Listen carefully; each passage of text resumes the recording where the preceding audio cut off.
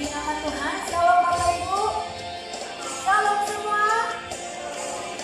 Ya, satukan hati kita berdoa untuk Tuhan. Kami bersyukur buat segala kebaikan-Mu Tuhan di dalam hidup kami. Kami bersyukur sepanjang minggu ini kami boleh lalui itu semua karena anugerah Tuhan. Terima kasih buat setiap kebaikan dan kasih Tuhan di dalam hidup kami. Terima kasih buat cinta-Mu Tuhan, buat penyertaan Tuhan sepanjang aktivitas kami. Biarlah Tuhan, hari ini, pagi yang indah ini Tuhan, kami mau datang beribadah kepada Tuhan. Kami mau datang menyembah Tuhan. Kami mau datang memberikan yang terbaik untuk Tuhan. Biarlah Tuhan, setiap kami yang hadir hari ini boleh dipuaskan oleh hadirat-Mu, boleh dipenuhi dengan hadirat-Mu, boleh diberkati Tuhan, boleh diurapi Tuhan. Kami mau taruh segala apa yang menjadi pergumulan kami di bawah kaki-Mu Tuhan. Biarlah hanya nama Tuhan saja yang kami puji dan kami sembah. Dalam segala keadaan kami mau tetap katakan Tuhan Yesus baik. Kami mau tetap menyembah Tuhan. Kami mau tetap beribadah kepada Tuhan. Kami mau tetap mengagungkan Tuhan. Sebab hanya Dia yang layak menerima pujian kami. Hanya Engkau yang layak menerima sembahan kami Tuhan. Mari Bapa, umat-umat-Mu yang belum tiba sampai di tempat ini Tuhan. Mari Tuhan percepat langkah kaki mereka. Tuhan gerakkan hati mereka untuk bersama-sama dengan kami beribadah di tempat ini. Memuji menyembah Engkau, memuliakan Engkau. Terima kasih Roh Kudus, terima kasih. Hadirlah Engkau di tempat ini Tuhan. Selain Kau tiada yang lain, hanya Kau milikku di surga. Sekalipun dagingku lenyap, hatiku lelah tak berdaya. Selain Kau tiada yang lain, hanya Kau milikku di surga. Ini yang menjadi pengakuan kami Tuhan. Sekalipun dagingku lenyap, hatiku lelah tak berdaya. Ku sembah Engkau, Allah yang perkasa. Ku sanjung tinggi nama-Mu di hidupku Tuhan. Tiada yang lain,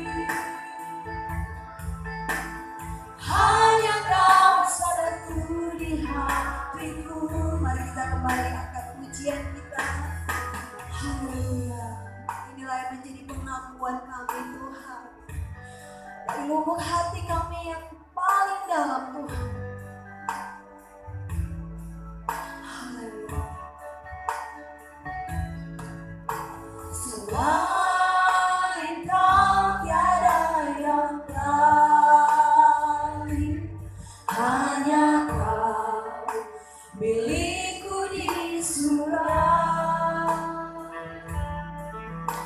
Sekalipun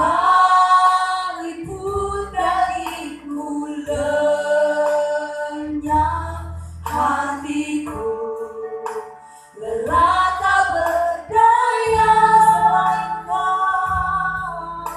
Selain Kau tiada yang lain, hanya Kau Tuhan milikku milik kami di surga Tuhan. Sekalipun dagingku lenyap, hatiku lelah tak berdaya. Ku sembah Engkau, Allah yang berkuasa. Ku sanjung tinggi nama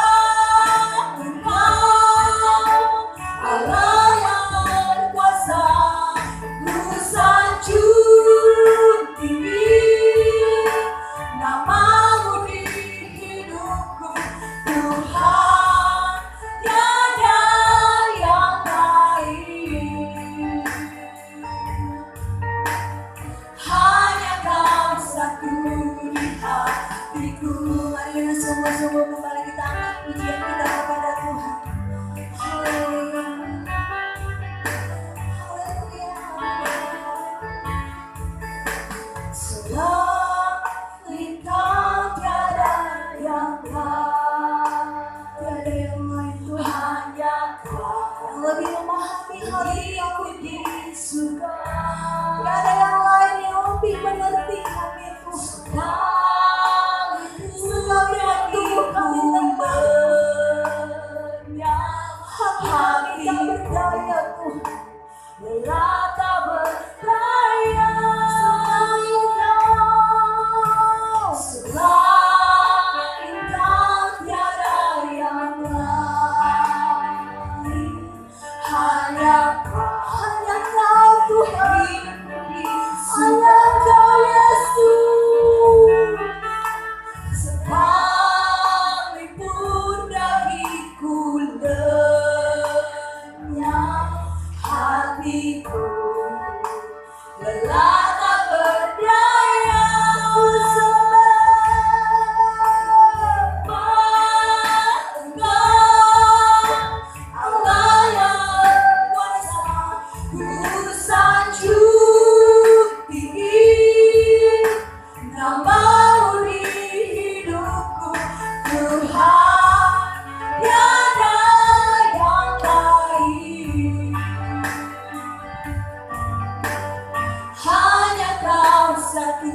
Mari sembah Dia, ku sembah. Ku sembah Engkau, Allah yang perkasa. Ku sanjung, ini sanjungan kami kepadamu Tuhan. Allah yang maha tinggi, Tuhan yang Raja kami. Hanya Kau satu di hatiku. Ku sembah Engkau, Allah yang perkasa. Ku sanjung tinggi nama-Mu di hidupku, Tuhan, tiada yang lain. Hanya Kau satu. Ku sembah Engkau, Allah yang perkasa. Sanjung tinggi nama-Mu di hidupku, Tuhan, tiada yang lain. Hanya Kau satu. Mari jemaat Tuhan, saya dan Tuhan lebih sungguh lagi kita akan menyembah kita kepada Tuhan, sebab Dia Raja yang layak menerima pujian. Dia Allah yang perkasa, Dia Allah yang mulia, Dia Allah yang agung. Kita sanjung Dia, Yesus Tuhan. Tiada yang lain, tiada yang lain Tuhan.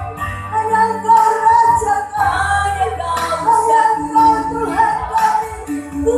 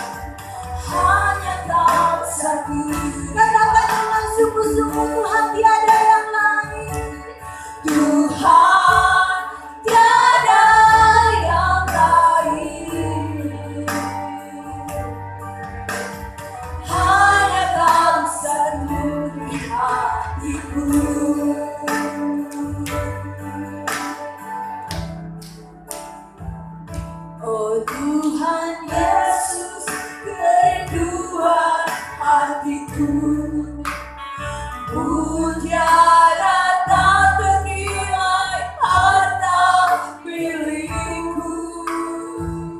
Keindahanmu memudahkan dunia, di mataku Engkau termulia. Tuhan Yesus, kerinduan hatiku, mutiara tak ternilai harta milikku. Keindahanmu memudahkan dunia, di mataku Engkau termulia.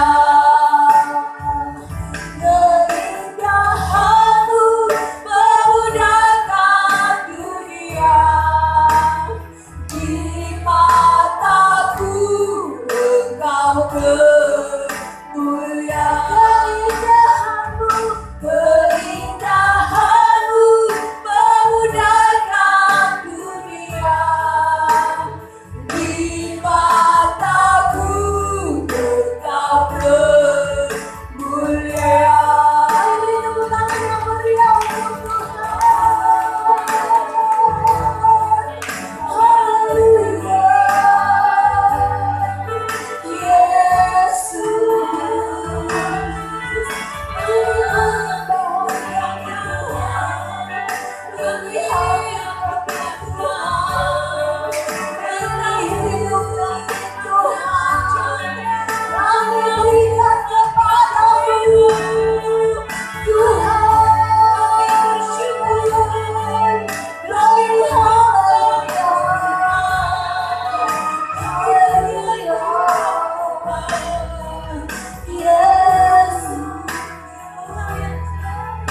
Terima kasih Tuhan, Engkau baik. Haleluya. Yesus, Engkau baik. Terima kasih Tuhan. Kau tak pernah tinggalkan kami Tuhan. Kau selalu ada bagi kami. Engkau Allah yang setia. Engkau Allah yang hidup. Engkau Allah yang layak disembah.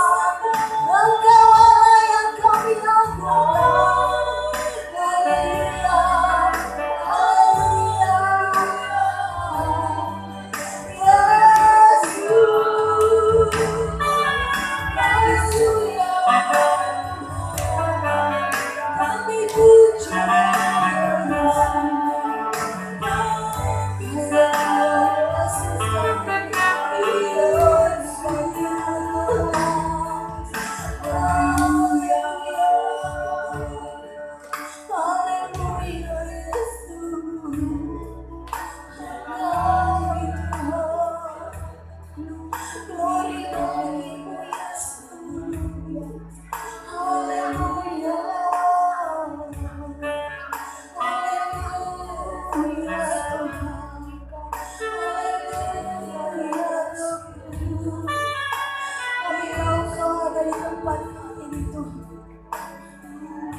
Kami yakin Kau hadir di tengah-tengah kami Tuhan. Kau Allah yang melihat isi hati kami. Haleluya Yesus. Haleluya. Mari kita ingat semua kebaikan Tuhan dalam hidup kita. Bagaimana Tuhan menolong kita. Bagaimana Tuhan menyertai hidup kita sampai saat ini. Semua itu bukan karena kekuatan kami Tuhan. Bukan karena kehebatan kami Tuhan. Bukan karena kemampuan kami Tuhan. Semua karena anugerah. Semua karena Tuhan yang hebat dan luar biasa. Hanya Engkau yang kami miliki Tuhan. Hanya Engkau sumber kekuatan kami Tuhan.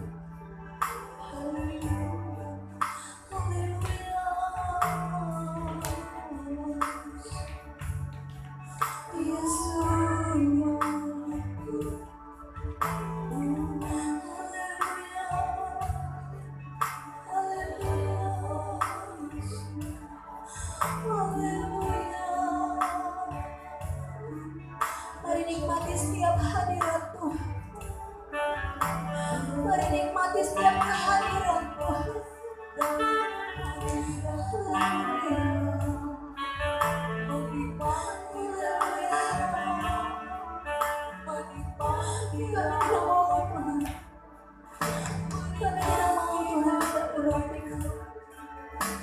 Kami tidak mengurangkan itu Tuhan. Kami mau tetap di hadirat-Mu Tuhan.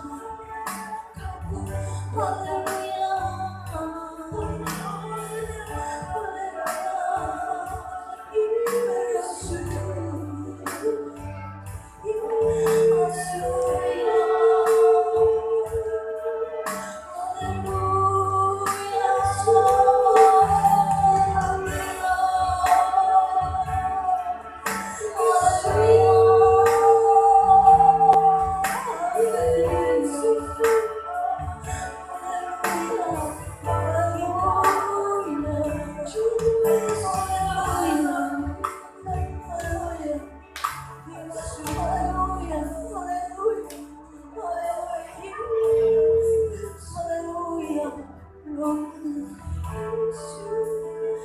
Terima kasih Tuhan. Terima kasih Roh Kudus. Terima kasih Roh Kudus. Haleluya. Haleluya.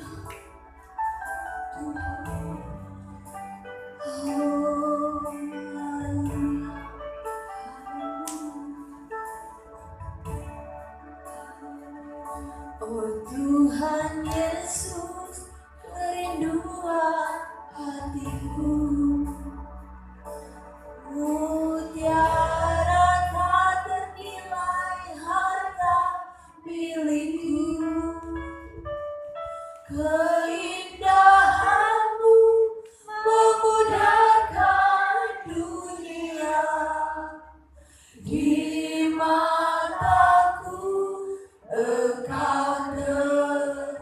Oh Tuhan Yesus, oh Tuhan Yesus, kerinduan hatiku, mutiara tak ternilai harta milikku, keindahan-Mu memudahkan dunia, di mataku Engkau oh Tuhan Yesus, oh Tuhan Yesus, kerinduan hatiku, mutiara tak ternilai harta milikku, keindahan-Mu Tuhan, keindahan-Mu memudahkan dunia,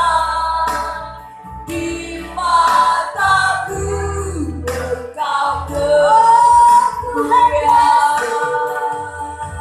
Oh Tuhan Yesus, kerinduan hatiku, mutiara tak ternilai harta milikku, keindahan-Mu memudahkan dunia, di mataku Engkau termulia. Keindahan-Mu memudahkan dunia, di mataku Engkau termulia. Kami mengucap syukur hari ini Tuhan. Kami dan minta yang Kau sediakan bagi kami, untuk kami boleh bersekutu memuliakan akan nama Tuhan. Biar hadirat-Mu yang kami rasakan saat ini Tuhan, lawatan-Mu terjadi di tempat ini Bapa, untuk senantiasa memulihkan kehidupan kami. Bahkan Tuhan, Kau mengurapi setiap hamba-hamba-Mu yang Kau pakai melayani Kau hari ini Tuhan. Dengan urapan baru, mereka boleh bersorak-sorai memuliakan nama-Mu Tuhan. Terima kasih Yesus, terima kasih Tuhan. Kami tidak izinkan kuasa kegelapan ambil bagian di tengah-tengah ibadah kami Bapa. Sehati sepakat kami tolak hancurkan dia keluar dari tempat ini di dalam nama Yesus. Biar urapan Tuhan ada di tempat ini Bapa. Kami rindu suasana surga terjadi di tempat ini Tuhan. Terima kasih Yesus, terima kasih Tuhan. Ambil alih ibadah kami dari pertama, pertengahan, bahkan sampai berakhirnya. Biar semuanya boleh jadi seturut dengan kehendak Tuhan. Di dalam dan oleh Yesus Kristus kami sudah berdoa. Dan kami buka ibadah kami siap bersorak-sorai memuliakan nama Tuhan. Saudara yang sudah siap memuliakan nama Tuhan, mari bersama kita katakan amin. Tuhan dengan hati yang penuh sukacita datang ke hadirat Tuhan dengan sukacita, buka yang gembira, angkatkan beban dan kesedihan yang ada di dalam hatimu. Kenakan jubah pujian, sambut hadirnya Sang Raja, dan gunung-gunung pun bersorak-sorai memuji Dia, dan pohon-pohon pun bertepuk tangan memuji Dia. Sekalian kita di sini berkumpul dan memuji Dia. Yesus Tuhan Raja, Dialah yang berkuasa di atas pujian. Lagi kita angkat pujian kita kepada Tuhan. Datang ke hadirat Tuhan dengan hati yang bersukacita.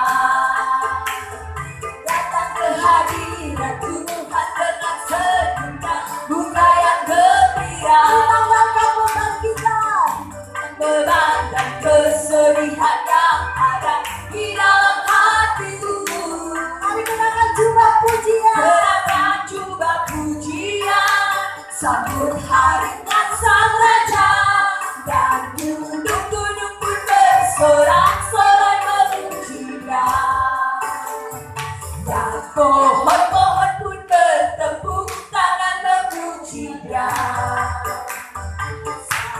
Sekalian kita di sini berkumpul dan memuji Dia.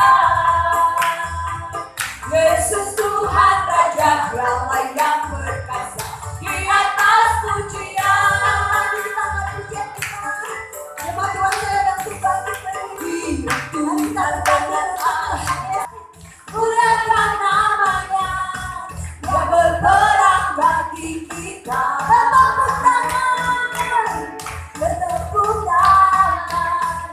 Muliakan namanya, Dia berperang jiwa kita. Satu-satunya penebus, kalahkan maut, bagikan hidup. Tuhan yang memberi kemenangan bersama kita, di dalam kita. Masuk dalam kemuliaannya, Dia perlindungan dan pengharapan. Mari kita tepuk tangan bagi Tuhan kita. Haleluya,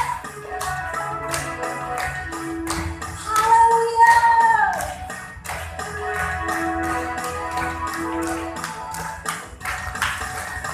Bersorak-sorai, muliakan namanya, Dia berperang ganti kita. Bertepuk tangan, bertepuk tangan. Muliakan namanya, Dia selamatkan jiwa kita. Satu-satunya penebus, satu-satunya penebus, kalahkan maut, bangkitkan hidup. Mari bangkit Tuhan. Tuhan yang memberi kemenangan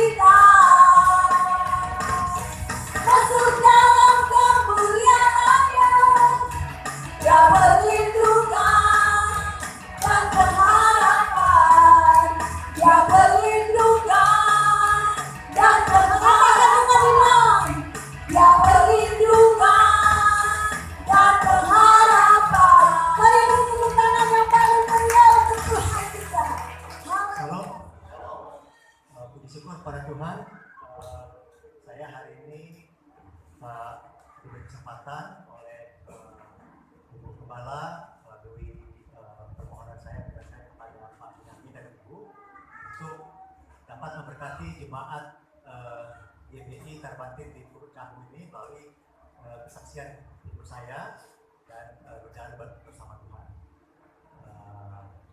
Pertama, mari kita bertepuk tangan bersorai buat Tuhan.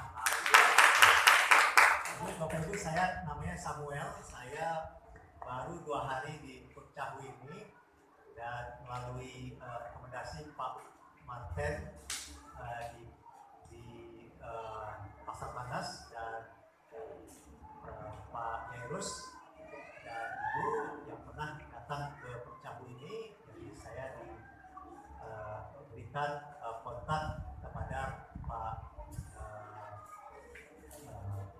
Benyamin. Tuhan, saya di sini.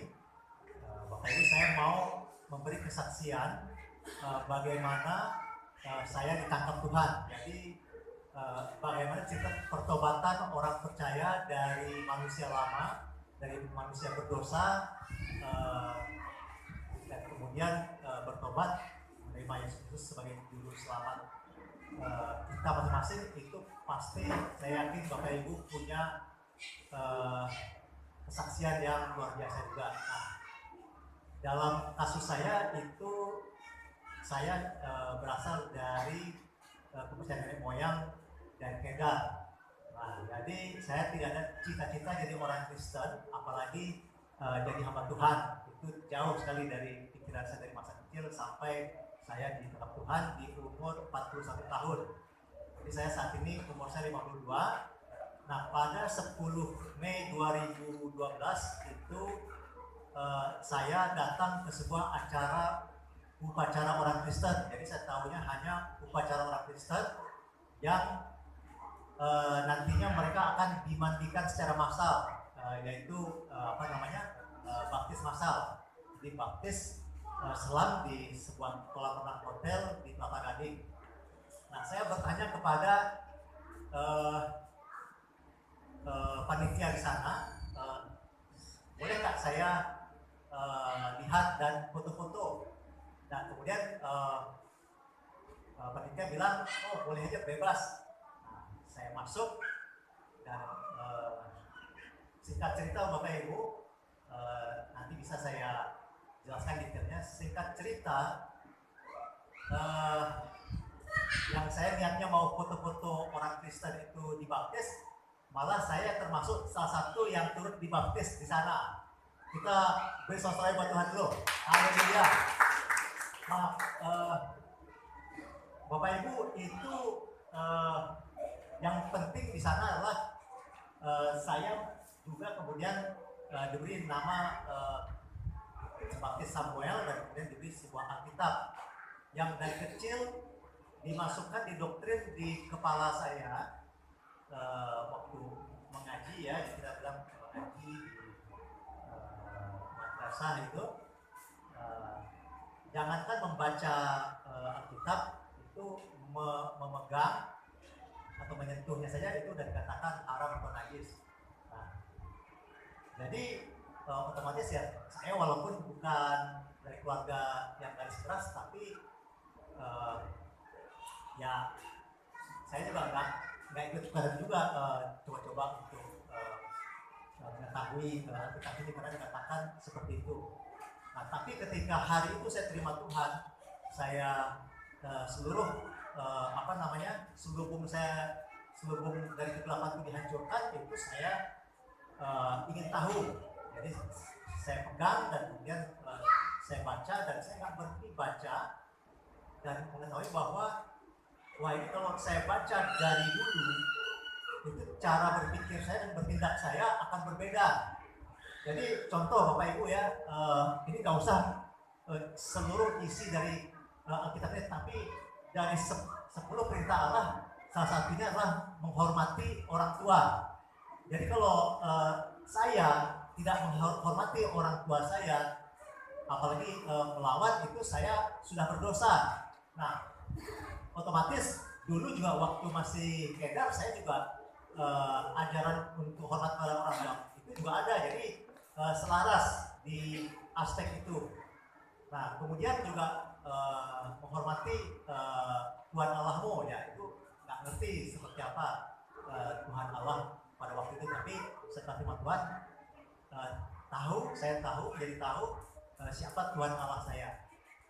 Jadi Bapak Ibu itu pelan-pelan merubah cara pandang saya terhadap dunia dan otomatis bagaimana saya bertindak. Nah, belum lagi menerima karunia-karunia dari Roh Kudus, karena otomatis saya dilahirbarukan menerima Roh Kudus, mengundang Roh Kudus masuk ke hati saya, sehingga saya boleh menerima karunia Roh Kudus yang nantinya berguna.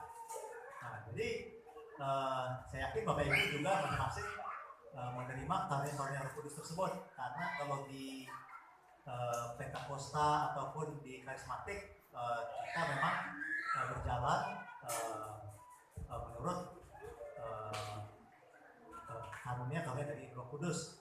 Nah, Bapak Ibu tidak berhenti di sana, jadi kemudian pembimbing rohani saya tuh memasukkan saya ke sekolah Alkitab dari yang 6 bulan tinggal di asrama, sehingga dibentuk disiplin saya selama 6 bulan. Dan disitulah bangun jam 4 pagi, piket membersihkan semua fasilitas sekolah dan asrama, dan kemudian baru jam 5 pagi kita doa pagi bersama sampai jam 6. Sehingga saya punya fondasi menjadi murid Tuhan Yesus. Jadi belum nih untuk jadi hamba Tuhan, jadi murid Tuhan Yesus dulu. Nah, di situ Bapak Ibu bergunanya bangun jam 4 pagi itu artinya itu sebelum sepupu kita yang Edar ini bangun dan mengumandangkan deklarasi dia pada pagi-pagi hari. Nah, sementara setelah saya jadi Kristen, ternyata saya baru mengetahui banyak orang Kristen atau jemaat Kristen itu yang tidur pada saat itu. Nah, jadi Bapak Ibu, saya diajarkan oleh para pengajar bahwa di atmosfer kita ini artinya kita percaya ada malaikat Tuhan, kita juga ada percaya ada malaikat jahat kuasa kegelapan. Nah, kalau mereka duluan yang bangun dan mendeklarasikan doa-doa mereka, artinya itu atmosfer lingkungan situ alam rohnya sudah direbut oleh mereka. Nah, kalau misalnya suatu daerah tidak berkembang aspek penginjilan atau lain-lain, nah itu merupakan PR dari gereja lokal. Nah, jadi tapi saya percaya Bapak Ibu di sini orang-orang yang bangun pagi dan mendeklarasikan janji firman Tuhan. Ada amin Bapak Ibu? Nah, kemudian Bapak Ibu, apa pentingnya mendeklarasikan janji firman Tuhan? Contoh ya, kalau baik Katolik maupun Kristen, kita tahu bahwa doa Bapa Kami dan Mazmur 91 sebagai doa perlindungan itu umum dilakukan, dan saya juga diberikan sehingga baca setiap hari dan deklarasikan. Nah, itu minimal, tetapi ada lagi ayat perlindungan yang saya deklarasikan, jadi makan waktu antara setengah jam sampai 1 jam, termasuk dengan pujian penyembahannya. Nah, itu ternyata berguna sekali dalam baik dalam pelayanan maupun dalam kehidupan saya sehari-hari. Nah, karena saya pulang ke rumah orang tua saya setelah terima Tuhan ini, karena bapak saya orangnya pendiam, beliau suka baca, jadi beliau tidak bicara apa-apa, beliau sudah tahu, tapi beliau ketemu saya nggak bicara apa-apa. Nah, suatu kali karena saya lihat sepertinya beliau jinak, jadi kita ramah-tamah, ada ketawa-ketawa. Nah, saya pikirlah saya mungkin ini saat yang tepat untuk memberikan Alkitab kepada bapak saya, karena bapak saya suka baca. Nah, waktu saya berikan Alkitab kepada bapak saya, beliau ya ini ada, di Alkitab tersebut ada tulisan Alkitab.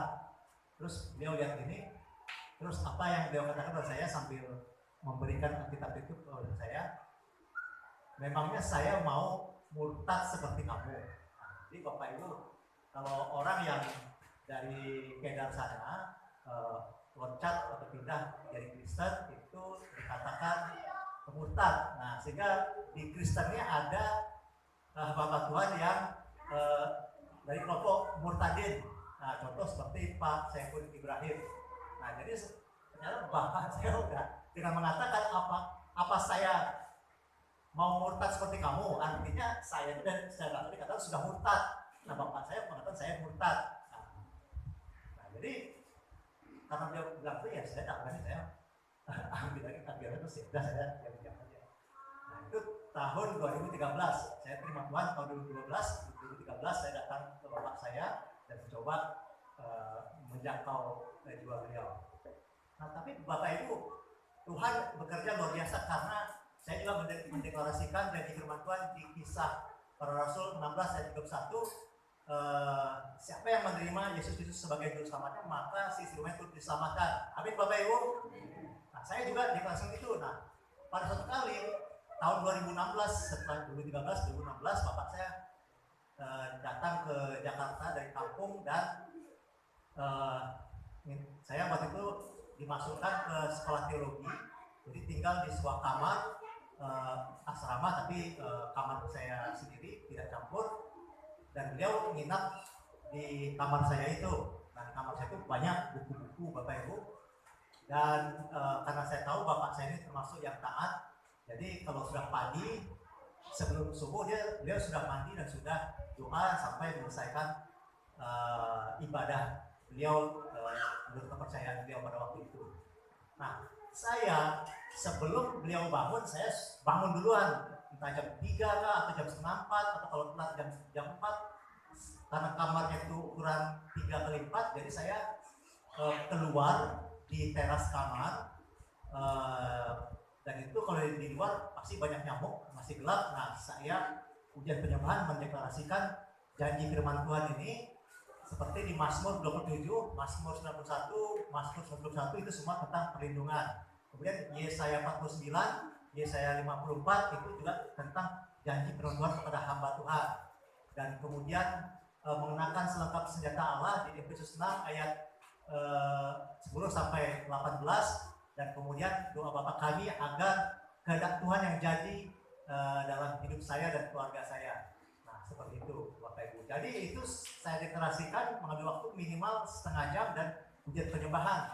Nah, tujuannya apa? Tujuannya saya nggak tahu maksud Bapak saya datang, tapi saya karena mengetahui bahwa kalau beliau yang bangun duluan dan doa, artinya kamar itu akan mengundang roh-roh lain untuk menetap di kamar asrama sekolah kecil saya itu. Nah, saya nggak mau. Nah, jadi saya harus merebut dulu atmosfer di tempat itu. Bapak Ibu, kurang dari sebulan waktu saya pulang, ada satu buku yang lebih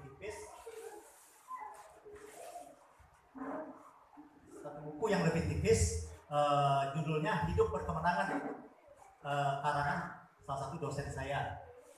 Nah, tahu-tahu ketika saya datang, bapak saya itu bilang buku ini bagus. Wah, saya kaget luar biasa Bapak Ibu, karena selama bapak saya di sana saya tidak berani memberitakan Injil atau apapun, membagi apapun, karena sudah pernah dibilang murtad itu. Nah, jadi saya karena kaget, saya duduk dan dengarkan maksudnya apa. Nah, karena di sana di buku Hidup Berkemenangan dalam Kristus itu, ya salah satunya adalah menyampaikan bahwa Yesus itu Tuhan. Jadi bukan hanya manusia tapi juga Tuhan, ya, dan Allah. Dan ketika dia bilang bagus dan dia setuju, berarti ini ada sesuatu yang terjadi. Nah, kemudian ketika saya tanya, dan ternyata dia mengimani apa yang ada di buku ini, dan dia baca juga buku-buku saya yang lain di kamar asrama sekolah teologi itu. Nah, saya kemudian mengambil kesempatan itu, singkat cerita nih Bapak Ibu ya, beliau mau saya lahir barukan. Dan ketika mau lahir baru, setelah mau lahir baru, menerima Yesus sebagai juru selamat, dan kemudian saya ambil kesempatan, Pak gimana kalau Papa saya baptis, dibaptis? Kemudian nggak apa-apa, sekalian aja.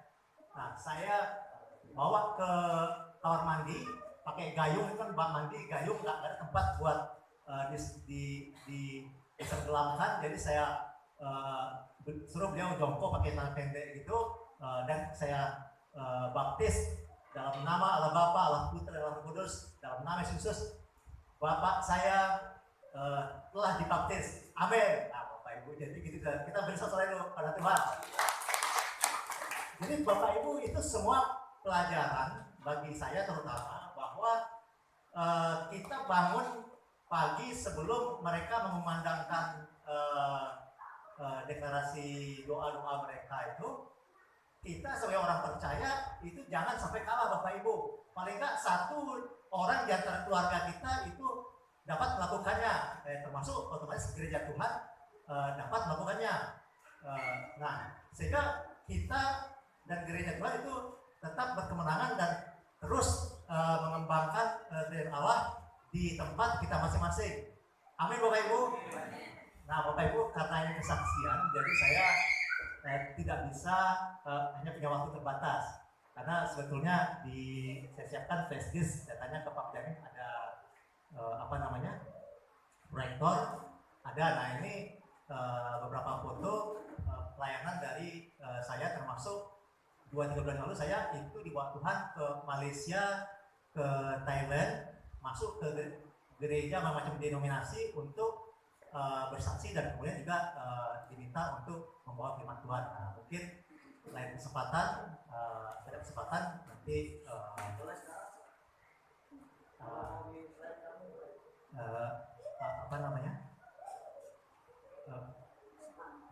nggak keberatan Bu ya? Atau mungkin gini, lain kali saja, karena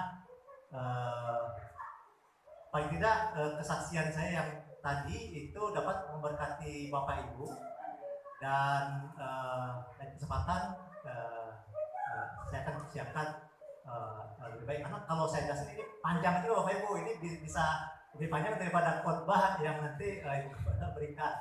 Nah Bapak Ibu, demikian saya datang ke sini untuk survei, karena saya baru lulus 27 Agustus kemarin, baru diwisuda dari sekolah teologi saya yang normalnya diselesaikan 4 tahun, tapi saya selesai 7 tahun. Nah jadi Bapak Ibu, karena agak terlambat, jadi kemampuan saya tidak seperti yang anak-anak muda yang lain, tapi karena saya taat, saya mau dimasukkan ke sekolah Alkitab 6 bulan, ikut ke STT, ikut, sehingga ketika saya terima Tuhan itu saya lebih banyak waktunya tinggal di asrama. Dan kemudian saya yang tadinya bekerja menghasilkan uang dari beberapa jenis pekerjaan dan proyek itu stop semua, karena nggak bisa saya lanjutkan. Nah kemudian saya tanya ke pemimpin rohani saya, siapa nanti yang bayar uang sekolah dari Alkitab atau STT ini? Terus beliau jawab begini, kalau itu kamu doa dan minta sama Tuhan. Ini saya pikir ini kayak orang lepas tanggung jawab, tapi karena saya taat, saya doa. Dan betul Bapak Ibu, tiap semester itu adanya Tuhan kirim orang untuk bayar uang kuliah saya dan kurang lain. Nah saya berharap Bapak Ibu juga dapat berjalan bersama Tuhan dan memegang erat firman Tuhan sebagai pelaku firman. Amin. Dan sesuai firman Tuhan di Yeremia 17 ayat 5 dan 8, singkatnya, terkutuklah orang yang mengandalkan manusia dan diberkatilah orang yang mengandalkan Tuhan. Amin. Nah jadi saya di situ juga belajar untuk taat, karena tidak mudah Bapak Ibu. Dulu biasa kalau kesulitan pinjam uang ke teman, ke keluarga. Nah tapi ketika di tahun pertama saya dalam proses itu, tahu semua pintu tertutup, semua pekerjaan hilang, sampai tidak punya uang buat makan. Untuk menelpon itu malahan datang firman itu, terkutuklah orang yang melakukan saya. Wah ya, saya batal mau telepon, mau minta tolong. Akhirnya mulailah periode puasa terpaksa. Nah Bapak Ibu, sehingga akhirnya sampai sekarang untuk berpuasa itu bukan lagi terpaksa, tapi memang kebutuhan, karena kita tahu kita ini selalu dalam peperangan rohani. Nah terima kasih Bapak Ibu, semoga ini memberkati Bapak Ibu. Tuhan Yesus memberkati. Dan memanggil namanya berdoa.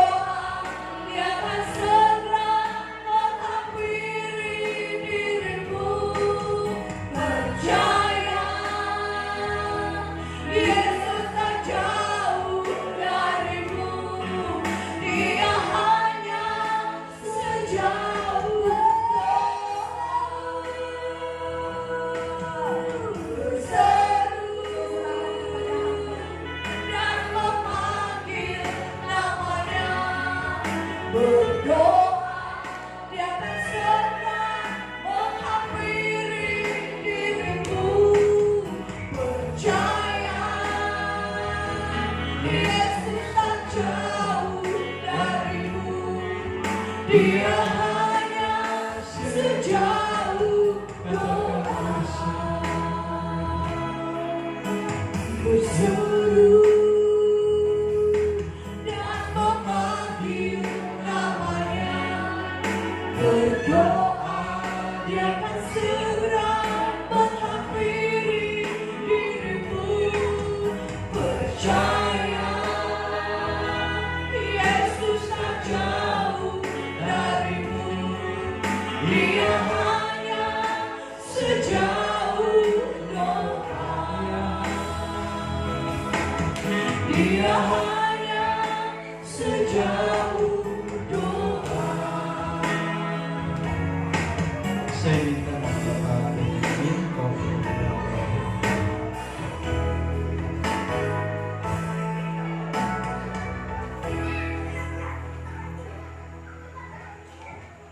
kembali lagi Tuhan, ucap syukur atas belas kasihan penyertaan Tuhan sepanjang hidup kami.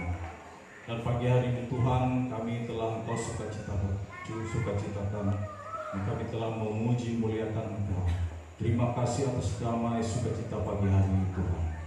Dan pada pagi hari ini Tuhan, kami seluruh jemaat-Mu ada di tempat ini. Kami ingin menundukkan hati pikiran kami, tubuh roh jiwa kami di hadapan Bapa suci Tuhan. Dan hingga sebentar lagi Tuhan, kami akan mendengar firman kebenaran yang akan disampaikan oleh Hamba-Mu.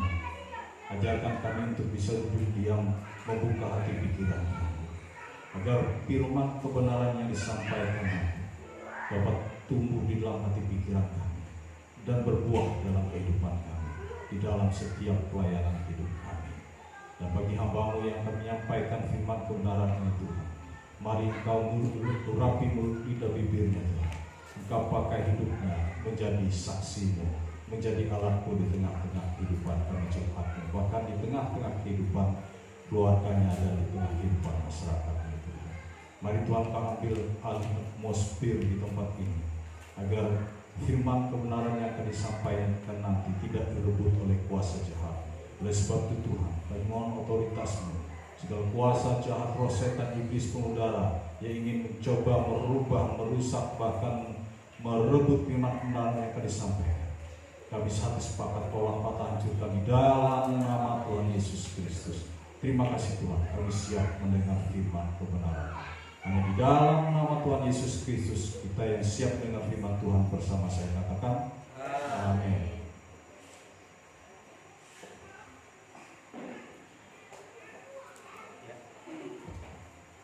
Ya puji Tuhan, shalom.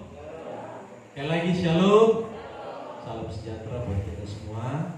Selamat beribadah bersama kami, Pak Samuel. Tuhan Yesus berkati. Seperti saya tadi di luar, tapi saya sudah mendengar saksian Bapak luar biasa, ya, pengalaman yang luar biasa, yang dahsyat. Itu bisa kita tarik, ya, suatu pengalaman di dalam kesaksian itu dan membawa kita semakin kuat di dalam Tuhan, semakin bertumbuh di dalam Tuhan, dan semakin melihat kuasa mujizat Tuhan. Bukan kita mendengar saja mujizat Tuhan itu terjadi buat orang, tapi kita juga harus mengalami mujizat Tuhan itu. Amin saudara. Puji Tuhan. Terima kasih buat Ibu Gembala yang kembali mempercayakan kami untuk menyampaikan firman Tuhan. Ya, saya tidak panjang lebar, ya, karena tadi kesaksian luar biasa sudah membawa kita, dan itu membuat kita semakin percaya bahwa Tuhan itu ada ketika kita harus datang kepada Dia. Ya, Tuhan itu ada untuk kita ketika kita harus datang kepada Dia. Meskipun kita tidak datang, tapi Dia tetap melihat kita dan tetap menanti. Makanya firman Tuhan berkata, marilah kepadaku semua yang letih lesu dan berbeban berat, agar supaya apa? Supaya kita diberikan. Tapi kayaknya enggak waktunya itu, ya. Jadi di sini saya akan bawa kepada kita tentang berjaga-jaga di akhir zaman. Ya, kenapa tema saya ambil berjaga-jaga di akhir zaman? Karena akhir zaman, kata kalimat akhir berarti udah masuk kepada titik di mana dunia ini akan selesai, begitulah kira-kira. Makanya kita berjaga-jaga harus bagaimana? Nah, ini harus kita lihat. Berjaga-jaga di akhir zaman, saudaraku, kita akan belajar dengan pengalaman yang dilakukan oleh gadis yang bijaksana. kita belajar kepada gadis-gadis yang bijaksana, yaitu kita akan buka firman Tuhan di dalam Mazmur, di dalam Matius 25 ayat 1 sampai ayat yang ke-13. Saudara yang kekasih di dalam Tuhan, saya akan beri tema berjaga-jaga di akhir zaman. Nah, kita akan bersama-sama melihat kenapa, saudaraku, kita berjaga-jaga di akhir zaman. Karena penting bagi kita untuk kita mempersiapkan hidup kita, mempersiapkan hati kita, mempersiapkan diri kita. Untuk apa? Tujuannya untuk menyambut kedatangan Tuhan kali yang kedua.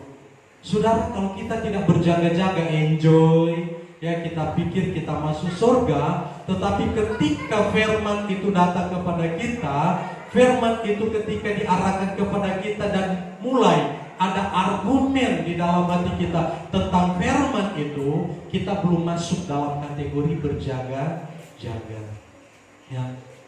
Nah, di sini saudara yang kekasih di dalam Tuhan, saya ingin bersama-sama kita melihat ya di dalam firman Tuhan mengajak kepada kita untuk kita baca bersama-sama di dalam Matius 25 ayat 1 sampai ayat yang ke-13. Kalau tidak punya Alkitab mungkin bisa bersama-sama baca di slide ya yang ada di depan kita. Mari kita semua bangkit berdiri, bersama-sama kita akan baca firman Tuhan untuk menghormati firman Tuhan. Baik, kita akan baca bersama-sama. 3, 2, 1. Pada waktu itu hal kerajaan surga seumpama 10 gadis yang mengambil pelitanya dan pergi menyongsong mempelai laki-laki. 2, 5 diantaranya bodoh dan 5 bijaksana. 3, membawa pelitanya tetapi tidak membawa minyak.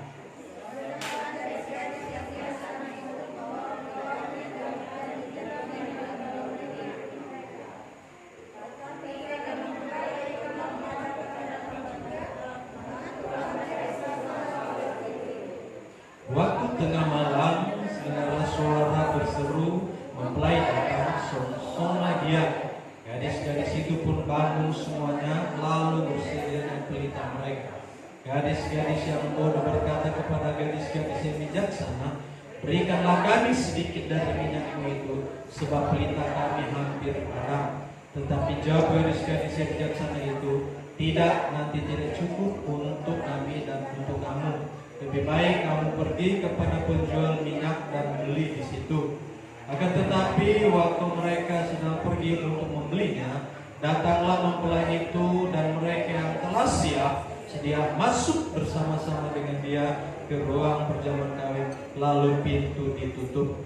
Kemudian datanglah juga gadis-gadis yang lain itu dan berkata, Tuan, Tuan, bukakanlah kami pintu. Tetapi ia berkata kepadamu, sesungguhnya aku tidak mengenal kamu. Karena itu berjaga-jagalah, sebab kamu tidak tahu arah. Amin. Puji Tuhan, silakan dulu. Saudara itu, ya. Jadi di sini yang menjadi tema kita pada ayat yang terakhir, dia berkata, karena itu berjaga-jagalah, sebab kamu tidak tahu akan hari maupun akan saatnya. Ya kan? Berjaga-jaga. Di dalam kita melayani Tuhan, di dalam kita mengiring Tuhan, jangan sampai pengiringan kita kepada Tuhan ini menjadi satu kesia-siaan buat kita. Ya, udah kita capek lelah di dalam dunia ini, sudah banyak persoalan, sudah banyak tantangan yang kita hadapi. Tetapi ketika Tuhan datang, wah ternyata kita kedapatan belum siap menyambut kedatangan Tuhan.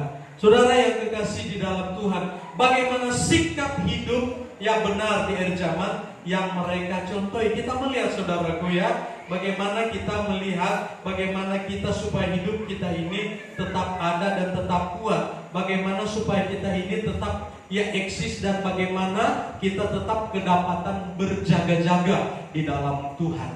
Ya, Alkitab menuliskan berjaga-jagalah di dalam doa. Iya, ada.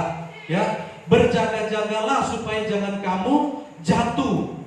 Ya, kalimat berjaga-jaga itu terus diungkapkan oleh Tuhan Yesus, oleh firman Tuhan.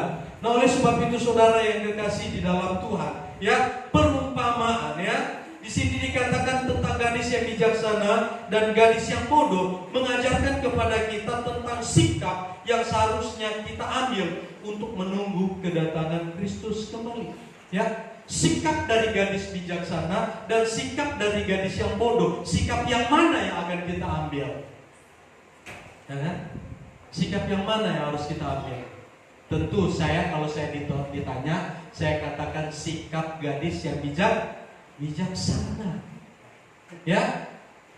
Pada ayat berkata begini, maka berserulah gadis yang bodoh itu kepada gadis yang bijaksana, berikanlah kami sedikit minyak. Artinya apa saudaraku? Dia tidak mempersiapkan hidupnya yang sesungguhnya. Dia tidak mempersiapkan dirinya yang sebenarnya. Padahal Alkitab sudah menuliskan, bahkan mungkin pengajaran, khotbah firman Tuhan sudah disampaikan kepada kita, berjaga-jaga. Apa yang harus kita siapkan dalam perjalanan jauh? Satu pengalaman kami, ya, perjalanan ketika pulang kemarin, ya, terjadi peristiwa yang sangat memilukan hati. Ada cucu di situ untuk Pak Ropai siap siaga. Dia tidak seperti firman Tuhan, Pak cari sendiri di sana, gitu ya. Atau seperti dikatakan, oh kami tidak bisa, nanti nggak cukup, nanti yang mau saya jual, gitu ya, nggak mungkin seperti itu. Ya, karena apa? Karena ternyata mobil yang kami pakai borosnya nggak ketulungan, meskipun kelas Avanza, ternyata borosnya luar biasa, ya. Lalu saya minta telepon, Pak tolong ya bawakan saya minyak. Nah ini saudaraku ya, kurang waspada, kurang berjaga-jaga. Nah, untung tidak dalam kategori iman. Kalau dalam kategori iman, apa kata dunia? Kok hamba Tuhan seperti itu, ya? Dan itu juga bisa menjadi pelajaran buat kita. Kenapa harus seperti itu? Lalai, ya. Nah, saudara yang kekasih di dalam Tuhan, di sini kita mau belajar, ya, belajar tentang perumpamaan tentang sikap gadis itu tadi, ya.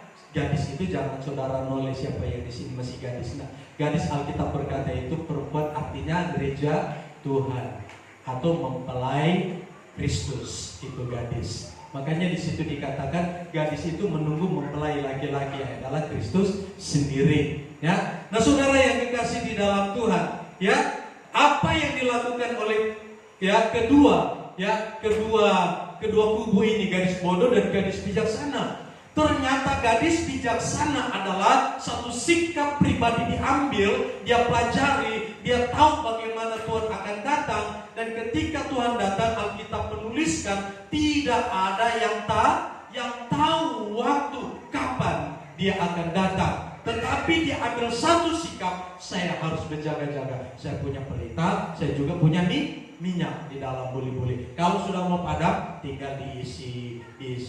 Kalau secara rohani kan otomatis terisinya. Tetapi ini hanya sebagai perumpamaan. Ada minyak, ada pelita.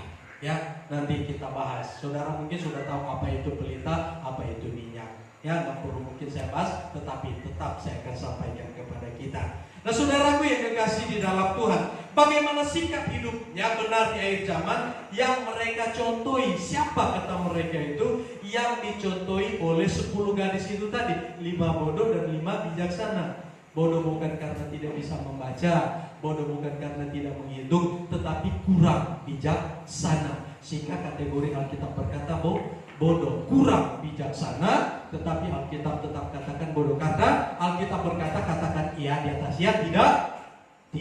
Nah gitu. Kita nggak mungkin dikatakan oleh firman Tuhan bodoh, ya.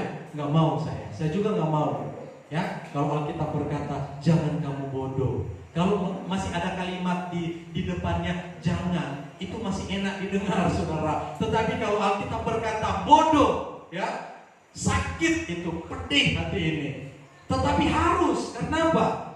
Karena kebodohan itu bukan tertanam di dalam hati, tetapi tertanam di dalam sikap kita yang adalah di dalam tubuh jasmani kedagingan ini. lalu menguasai pikiran kita, lalu pikirannya mulai masa bodoh. Bukan hati yang masa bodoh, pikiran kita yang masa bodoh. Kadang-kadang kita berkata ingin tolong orang, tapi pikiran berkata nggak usah, masa bodoh gitu kan? Seperti itu. Kadang-kadang kita ingin melakukan sesuatu yang baik, hati ini ingin melakukan, karena apa? Hati ini adalah rumah Tuhan. Hati ini adalah baiknya Tuhan, tempat Roh Kudus bertata. Tetapi pikiran ini, saudaraku, yang dikuasai oleh kedagingan berkata masa bodoh, urusan dia, bukan urusan saya. Nah, oleh sebab itu saudara yang kekasih di dalam Tuhan, ya, bagaimana sikap hidup benar di akhir zaman yang mereka contohi, yang dicontohi oleh gadis yang bijaksana itu. Yang pertama, saudaraku, hidup seturut firman Tuhan. Kita masuk dalam poin pertama, ya, bagaimana caranya supaya kita hidup di dalam Tuhan, bagaimana cara sikap hidup kita untuk kita berjaga-jaga di akhir zaman, untuk bersikap hidup benar di akhir zaman, untuk bersikap kita supaya kita kelihatan dan terus tetap ada dalam posisi berjaga-jaga. Yang pertama, saudaraku, saya ingin katakan hidup seturut firman-Nya. Hidup seturut dengan firman, coba kita baca di dalam ayat 3 dan ayat yang keempat. Ayat 3 dan ayat yang keempat, ya, coba kita lihat di sana. Kita lihat di slide, kita baca bersama-sama. Ayat 3 dan 4, apa yang bisa dikatakan? Ya. Karena ini sudah terangkum semua ayat 6 sampai 10, ayat 3 dan ayat yang keempat. Kita baca 1, 2, 3. Gadis-gadis yang bodoh itu membawa pelitanya, tetapi tidak membawa minyak. Sedangkan gadis yang bijaksana itu membawa pelitanya dan juga minyak di dalam buli-buli. Ada dua sikap karakter, ya. Kenapa gadis yang bodoh disebut kategori bodoh? Dia hanya membawa pelita dalam perjalanan jauh, saudaraku, ya. Dia hanya membawa pelita. Dia tidak berpikir bahwa satu saat pelita itu pasti padam. Dia tidak berpikir satu saat pelita itu pasti mati. Dia tidak berpikir ke sana kayaknya. Tetapi gadis yang bijaksana, dia membawa pelita juga minyak. Artinya dia taat kepada firman Tuhan. Taat kepada firman Tuhan adalah melakukan itu dengan sikap, dengan cara kita berlaku, berjalan, berbuat, bertindak dalam kehidupan kita seperti gadis yang bijaksana itu tadi, Bapak Ibu. Ya, di mana gadis yang bijaksana, di situ mereka hidup menurut firman-Nya. Apa yang dikatakan firman, hendaklah kamu penuh dengan Roh Kudus. Minyak itu adalah Roh Kudus. Pelita itu adalah firman Tuhan. Di dalam Mazmur berkata apa, saudaraku? Ya, pelita adalah sarana. Ya, Mazmur 119 ayat yang kelima, di situ dikatakan bahwa ya, firman itu pelita bagi kakiku dan firman itu terang dan terang bagi jalanku. Ya, coba kita lihat supaya tidak salah di situ. Saya baca ya, dikatakan di sana, ya tuh, menyatakan bahwa firman Tuhan adalah pelita bagi kaki dan terang bagi jalan. Ya, Mazmur 100, ya, Mazmur 119 ayat 105. Coba 119 ayat 105. Bisa dikatakan, kita lihat itu tentang pelita. Kalau minyak itu adalah berbicara tentang Roh Kudus di situ, saudaraku, ya.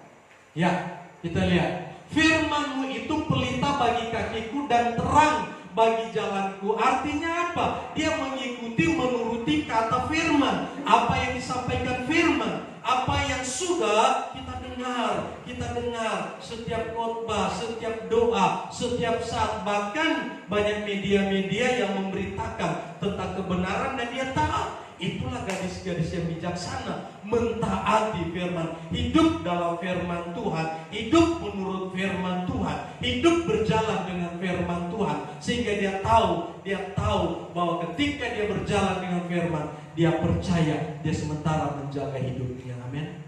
Jangan ini, jangan itu kata firman Tuhan dan sebagainya. Bapak Ibu yang dikasih di dalam Tuhan, kenapa begitu kuat saudaraku? Pelita adalah sarana. Di sana dikatakan saudara ya, penerangan yang yang diambil sikap oleh gadis yang apa tadi? Bijaksana, ya kan? Untuk apa? Menyambut kedatangan mempelai laki-laki yang bisa datang kapan saja, saudaraku. Ya, pelita diambil, dia tahu di dalam pelita ini pasti ada minyak, nggak mungkin tidak ada minyak. Ya, kalau zaman dulu kita pakai obor, pakai pelita, pakai apa itu strongkeng ya. Nah, saya dulu ingat waktu saya masih kecil, mama saya pasang strongkeng, bapak nggak ada, mama saya yang pasang. Ya, serot, pompa, kan itu dipompa dulu ya. Oh, gitu baru dinyalakan. Gitu. Ketika apinya membesar, sebenarnya dibiar aja karena memanasi. Mama saya ambil langsung dilemparnya keluar, gitu saudaraku. Kenapa? Takut kebakaran. Gitu. Diambil, dilemparnya, dibuang keluar. Akhirnya apa saudaraku? Hancur semua. Kaca-kacanya pecah. Apa yang di dalamnya itu? Ya, kaos lampu ya. Kalau dulu bilang kaos lampu itu hancur semua saudaraku. Tidak ada lagi yang bisa digunakan. Ya, karena pada waktu itu harus ada minyak. Ketika ada minyak, baru ada pelita menyala di dalamnya. Ya. Nah, secara rohani di mana gadis bijaksana ini paham, dia tahu dalam perjalanan hidup dia membutuhkan seorang penolong, amin. Dia membutuhkan satu pribadi, ya, yang menolong dia, yang mampu menolong dia, yang mampu menyertai hidupnya, yaitu Roh Kudus. Firman Tuhan berkata, kata Tuhan apa? Aku akan mengirim seorang penolong kepadamu dan dia akan menyertai engkau untuk selama-lamanya, itu Roh Kudus. Itulah minyak yang ada di dalam pelita itu. Jadi minyak dan firman itu tidak bisa dipisah. Minyak dan firman itu diibaratkan sayap burung nasar. Saudara kalau lihat burung terbang satu sayap itu burung apa itu namanya? Dia hanya pakai firman saja. Dia pakai firman kemana-mana, firman saja, tapi dia tidak pernah menggunakan Roh Kudus. Roh Kudus lagi. Ketika kita berbicara tentang Roh Kudus, Roh Kudus lagi. Ya kan, ini seperti itu. Kenapa? Karena di dalam Roh Kudus itu terkandung nilai kehidupan rohani yang sangat dalam. Dan Paulus sudah menjelaskan di dalam Korintus. Di dalam Roh Kudus itu, di mana Alkitab berkata, Roh itu memberikan kepada kita karunia, ya kan? Nah, di dalam karunia itu ada berbagai macam karunia yang diberikan oleh Roh Kudus. Nah, banyak orang yang tidak suka dengan berkarunia, karunia nubuat, karunia bahasa roh, apalagi kalau sampai ya maaf kata ya bahasa roh itu sangat kencang sekali kan, kalamata, ya udah, kalamata berarti kalau uang, kata sandal lama, kapan sandal barunya? Kan gitu, ya kan? Sakurata, artinya katanya nggak ada uang, ya kan? Terus apa lagi saudaraku? Ya, ada teman saya, dia berkata begini, pelapa apa katanya disebut, ya kan?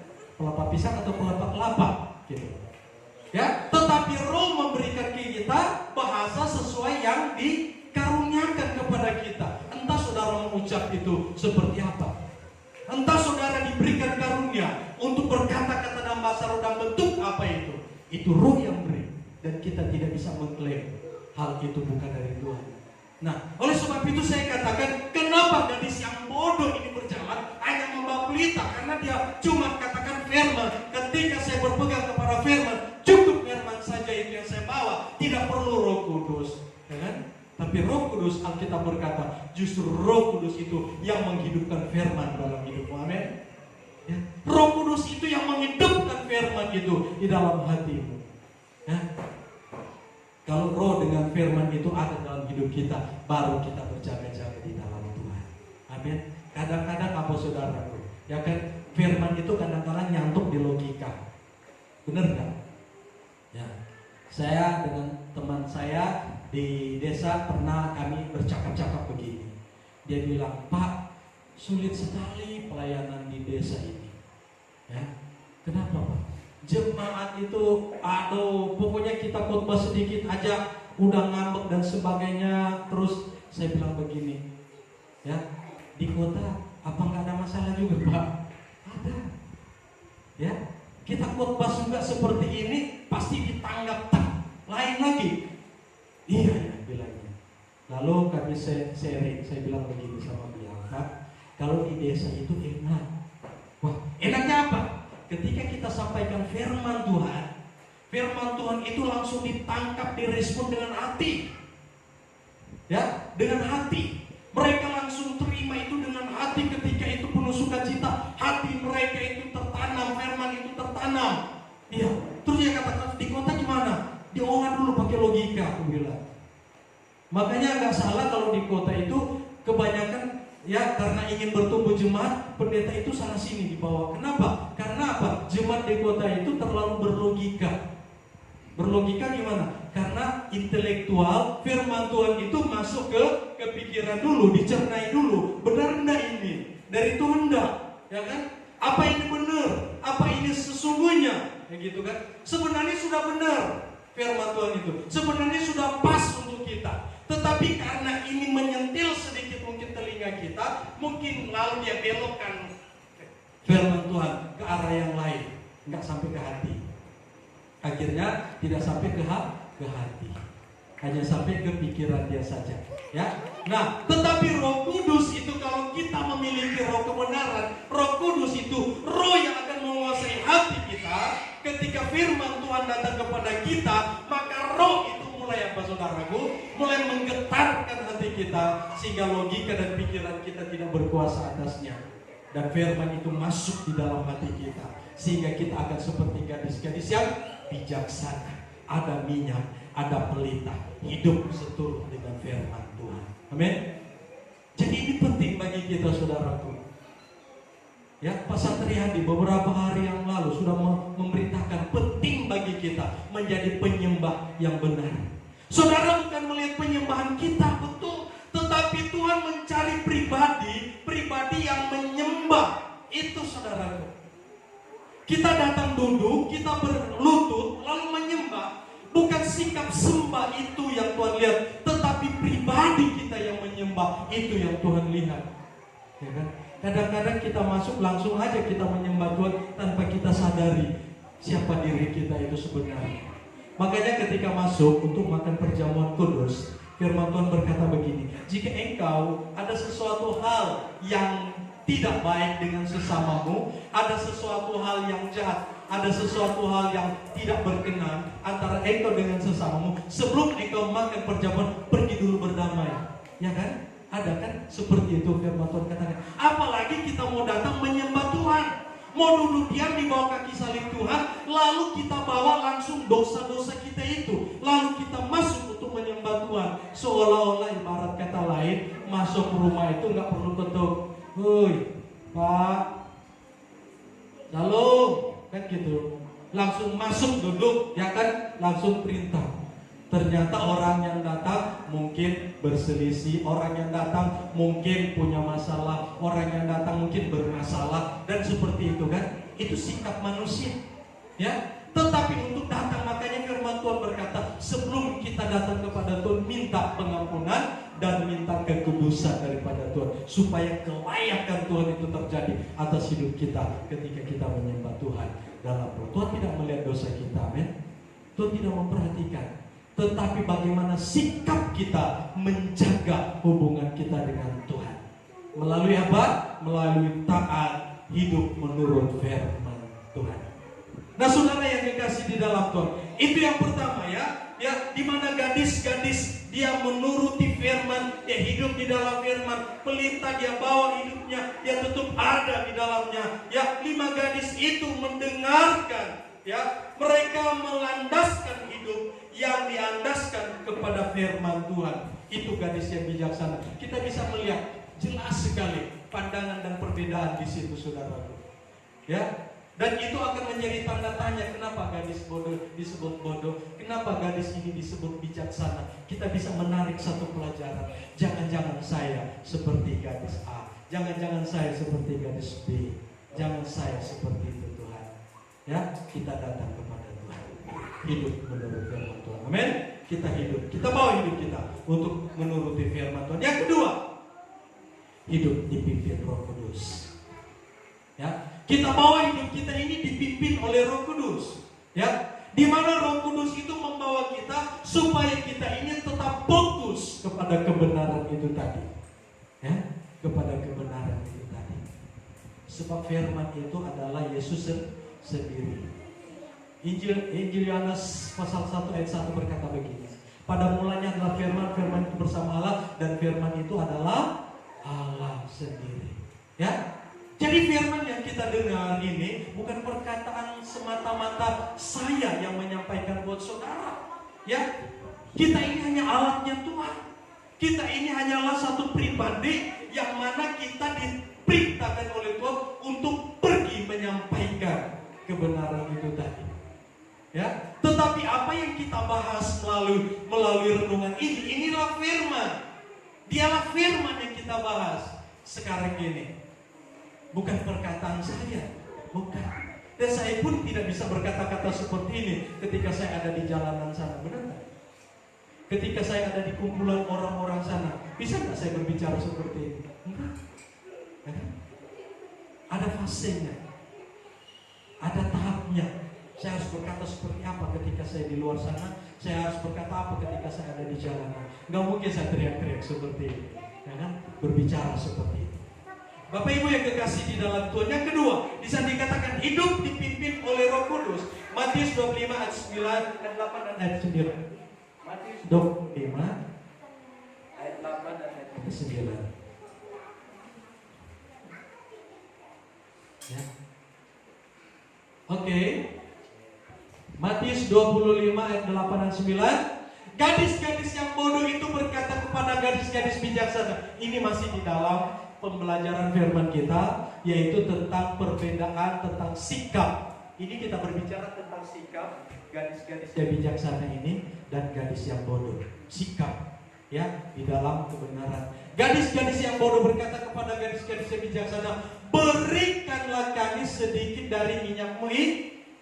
Itu bisa nggak saya minta kepada saudara? Bagikan Roh Kudus buat saya, ya? Tidak bisa.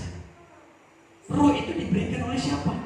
Minta kepada yang empunya. Makanya gadis yang bijaksana berkata begini, ya kan? Ya, di situ dikatakan beri, ya. Sebab perintah kami yang berbeda, tetapi jawab gadis itu, bijaksana itu, nanti tidak cukup untuk kami. Lebih baik kamu pergi kepada penjualnya. Ya kan? Kepada penjual, berarti kepada pemilik minyak itu tadi. Ya. Ada Pak Bapak di sini, Bapak lihat di sini, ya. Ya. Pemilik, siapa pemilik minyak itu? Siapa pemilik urapan itu? Ya Allah. Minta, yang maksud kata firman Tuhan ini, ya adalah minta kepada pemiliknya, jangan kepada kami. Ya. Ditegaskan minta kepada pemiliknya. Siapa pemilik minyak itu? Adalah Tuhan. Dia pemilik minyak itu. Kita minta kepada dia. Untuk apa? Supaya memimpin, menuntun dan menyertai akan kehidupan kita. Hidup dipimpin Roh itu indah, saudara. Indah. Saya ingin katakan begitu indah, luar biasa. Karena tidak ada bagian-bagian yang bisa terlewatkan ketika kita hidup. Karena apa? Dia akan terus mengingatkan kita. Dia akan terus mengingatkan kita. Dia akan terus menuntun kita. Dia akan membawakan. Alkitab berkata, dia akan menyertai engkau sampai pada akhir zaman. Dia akan menyertai engkau sampai pada kesudahannya. Dia akan menuntun kita. Oleh sebab itu, saudara yang kekasih di dalam Tuhan, ya, firman Tuhan berkata, ya, salah satu gambaran yang muncul di Alkitab untuk menjelaskan Roh Kudus adalah minyak. Minyak berfungsi sebagai sarana yang mengurapi, yang memberikan wewenang atau otoritas untuk menyembuhkan, yang pertama, dan juga untuk menjaga agar api di dalam pelita bisa menyala, menyembuhkan karakter hidup, menyembuhkan sikap-sikap manusia, ya, menyembuhkan cara hidup kita supaya kita dipulihkan untuk kita taat setia kepada Tuhan. Ya, Bapak Ibu yang kekasih di dalam Tuhan, firman Tuhan datang kepada kita, dikatakan di sana kita mau seperti yang Tuhan inginkan, dipimpin oleh Roh Kudus, dibawa oleh Roh Kudus, disertai oleh Roh Kudus. Yang di dalam 2 Timotius 3 ayat 1 sampai 9, saudara silakan baca di rumah. Tetapi gambaran seperti ini, hidup dipimpin Roh Kudus akan membuat kita tetap, apa saudaraku, berapi-api. Ya, meskipun sedang berada di akhir zaman dengan berbagai macam kesusahan dan pergumulan. Saudara baca sendiri, saudara, di dalam 2 Timotius 3 ayat 1 dan ayat 9. Bagaimana Roh Kudus menuntun, bagaimana Roh Kudus memberikan penjelasan, bagaimana Roh Kudus memberikan kepada kita ya pengertian yang dalam untuk kita hidup di akhir zaman ini, supaya kita jangan terseret. Ya, firman Tuhan hari Jumat kemarin saya sampaikan kepada yang kita yang doa, saya katakan begini, ya kan? Tuhan katakan begini, ya, aku mengutus engkau seperti domba. Seperti domba di mana saudara? Seperti domba di padang rumput. Bukan. Aku mengutus engkau seperti domba, bukan di air yang tenang.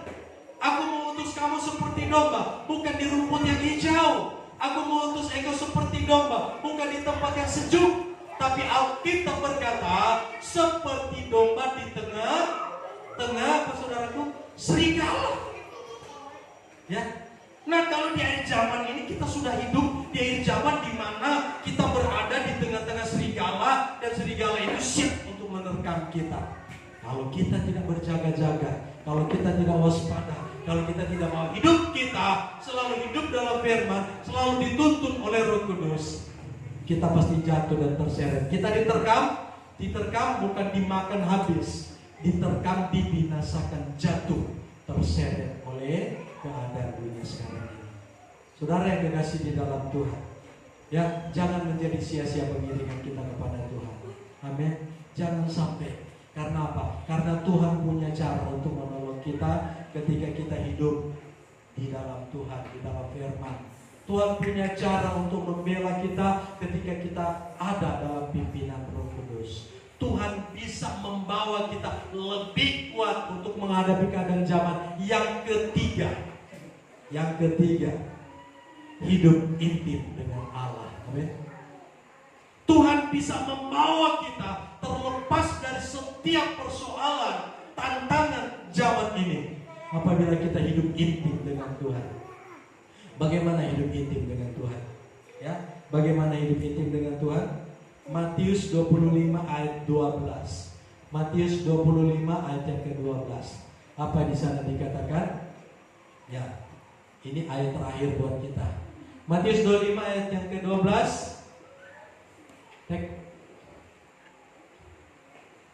Ya, kita baca bersama-sama. 3, 2, 1.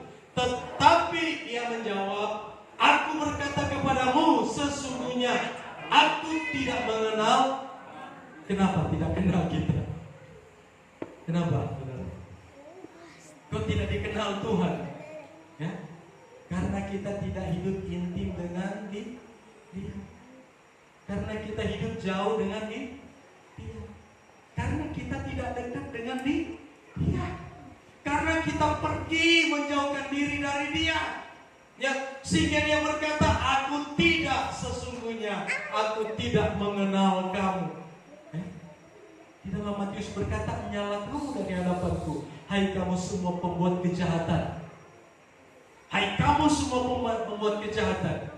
Lalu jawaban di ayat selanjutnya berkata begini, bukankah kami berbuat demi namamu? Bukankah kami mengadakan mujizat demi namamu? Bukankah kami mengusir setan demi namamu? Tetapi dengan tegas Tuhan berkata, aku tidak mengenal kamu. Karena apa saudara? Yang diinginkan karunia-Nya saja. Intim dengan Tuhan enggak? Ya, intim dengan Tuhan enggak? Dia enggak mau hidup intim dengan Tuhan. Ya, dia menjauhkan diri daripada apa? Dari hadirat Tuhan. Dia melepaskan diri dari apa? Dari pelukan Tuhan. Dia melepaskan diri. Kalau intim ini saudaraku, ya, seperti suami istri, ya, intim mereka. Enggak ada suami istri yang satu ya kan, di tempat tidur berbalik sana, yang satu berbalik sana, bantal guling setinggi 1 meter di tengah, disebut suami istri hidup berpuluh-puluh tahun seperti itu enggak.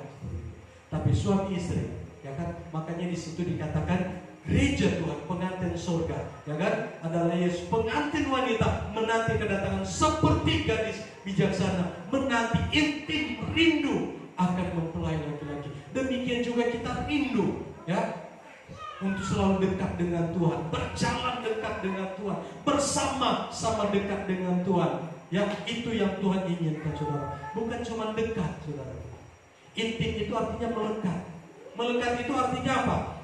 Ada satu kerinduan seperti Pak Samuel sudah katakan tadi. Ada satu kerinduan, Pak, ya. Kalau perlu sebelum gedung, ya kan, kita sudah gedang aja dulu, gitu kan.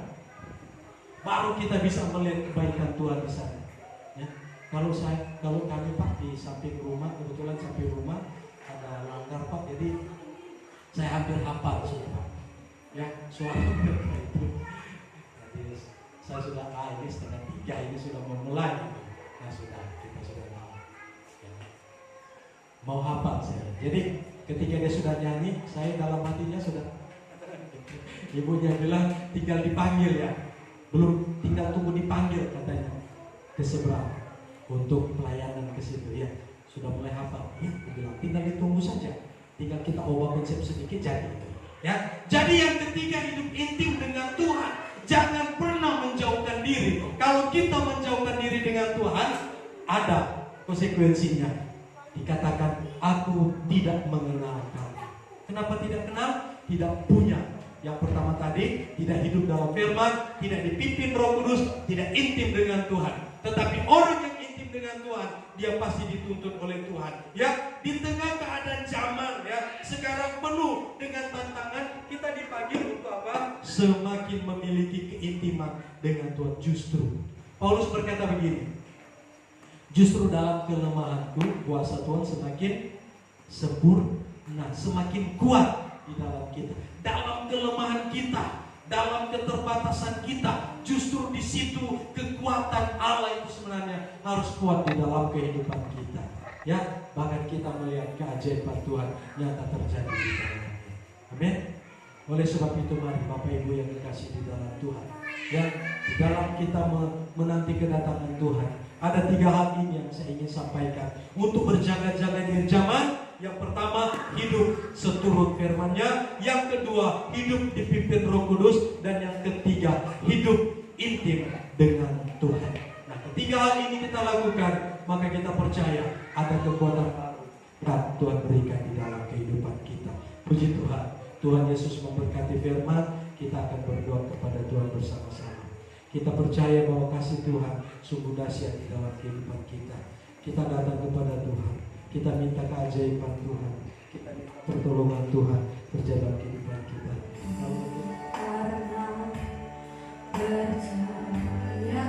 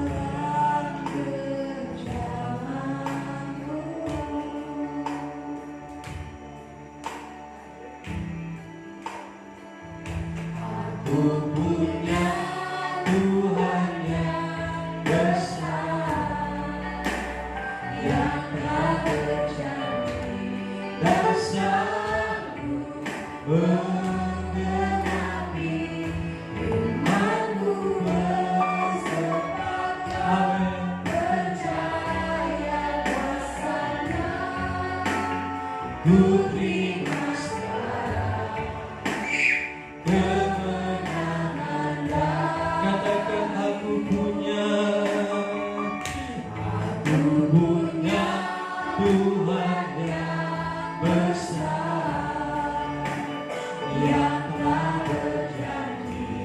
dan sanggup menggenapi firman-Ku, bersepakat percaya kesannya, ku terima sekarang kemenangan darimu.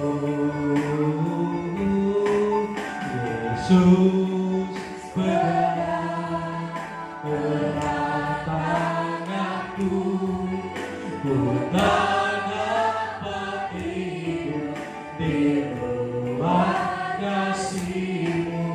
Bapa, jangan tinggalkan aku, Engkau alasan selama ku hidup.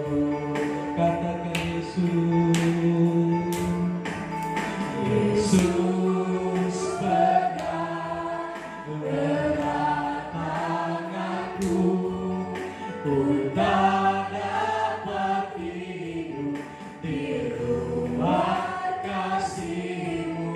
Bapa, jangan tinggalkan aku, Engkau alasan selama ku hidup. Katakan Yesus, Yesus pegang erat tanganku, ku tak dapat hidup di luar kasih-Mu.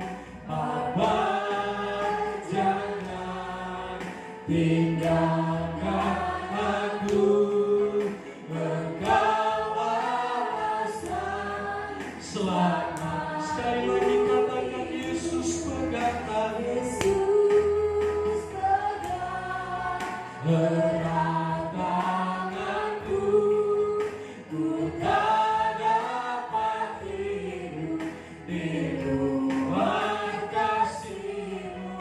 Bapa, jangan tinggalkan aku, Engkau alasan selama. Engkau alasan, Engkau alasan selama ku hidup. Engkau alasan selama ku hidup.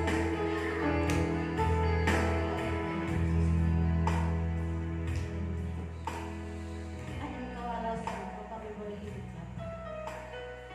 Kami hidup untuk menyenangkan akan hati-Mu. Kami hidup untuk menyukakan akan hati-Mu, ya Bapa. Kami sudah mendengarkan kebenaran firman-Mu yang sudah Kau perkenalkan bagi kami saat ini melalui hamba-Mu. Kami yakin dan percaya apa yang sudah Engkau perdengarkan bagi kami itu tidak akan berlalu begitu saja. Tetapi firman Tuhan itu boleh mendapat tempat dalam hati kami untuk kami lakukan dalam kehidupan kami. Itulah pedoman kami menjelang kehidupan kami di akhir zaman kami. Dunia semakin tidak menentu. Dunia semakin tidak menjanjikan apa-apa bagi kehidupan kami. Tapi satu keyakinan kami, bahwa perlindungan hanya ada pada Tuhan. Engkaulah sumber kekuatan kami, Engkaulah sumber pengharapan kami, Bapa. Kami tidak akan goyah bila kami bersandar hanya kepada-Mu, Bapa. Kebenaran firman-Mu, kuasa Roh Kudus-Mu, dan senantiasa ada dalam hati kami untuk menguatkan akan hidup kami, iman kami, untuk tetap semakin hari kalau kami boleh menyala-nyala dalam kami mengiring Tuhan, dalam kami melayani Tuhan. Kembalikan hamba-Mu dalam pengurapan baru, ya Tuhan. Hamba-Mu boleh pakai kembali untuk melayani akan Engkau dimanapun Kau percayakan dia untuk melayani-Mu, ya Bapa. Terima kasih Tuhan, terima kasih Yesus. Sudah berdoa, mengucap syukur buat kebenaran firman-Mu. Saudara sudah diberkati dengan firman Tuhan. Mari bersama kita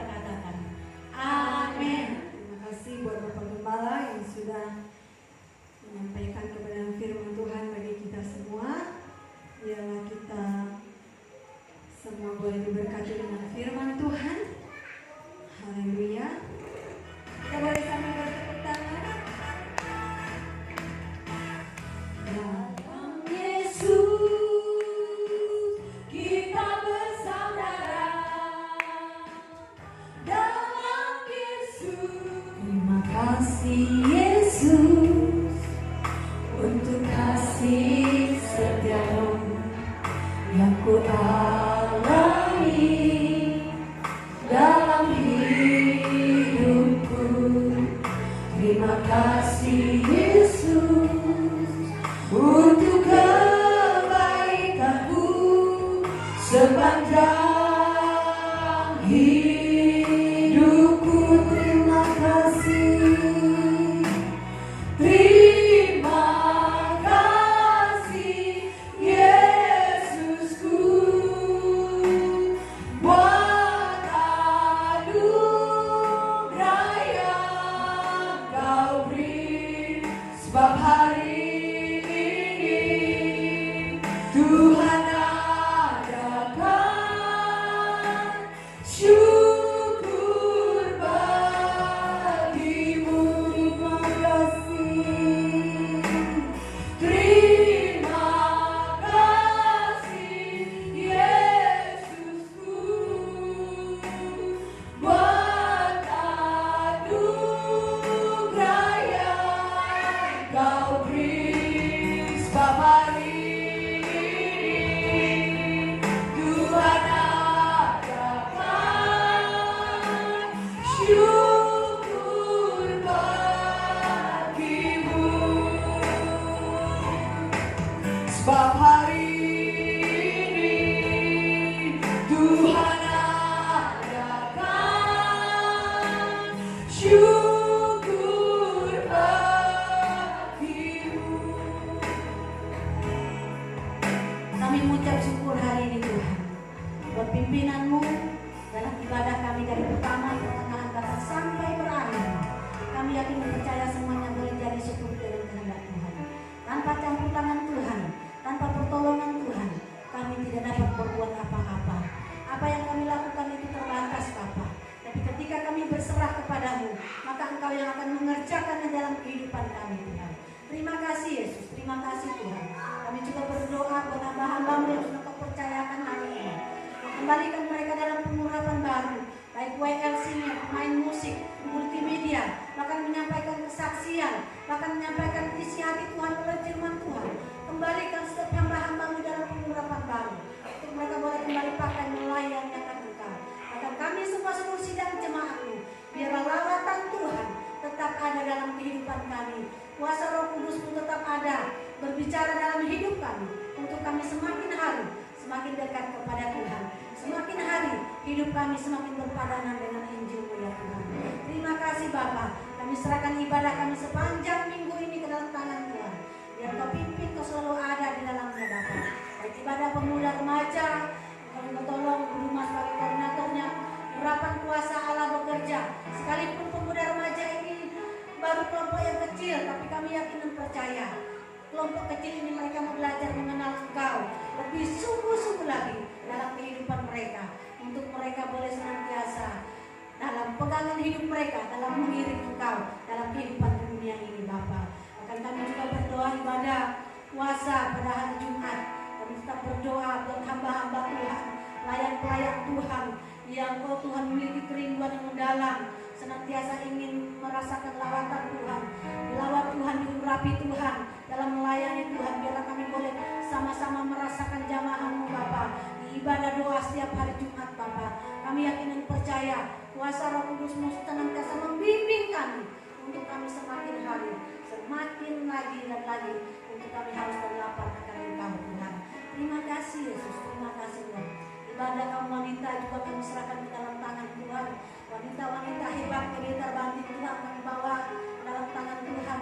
Tumbuhkan semangat baru dalam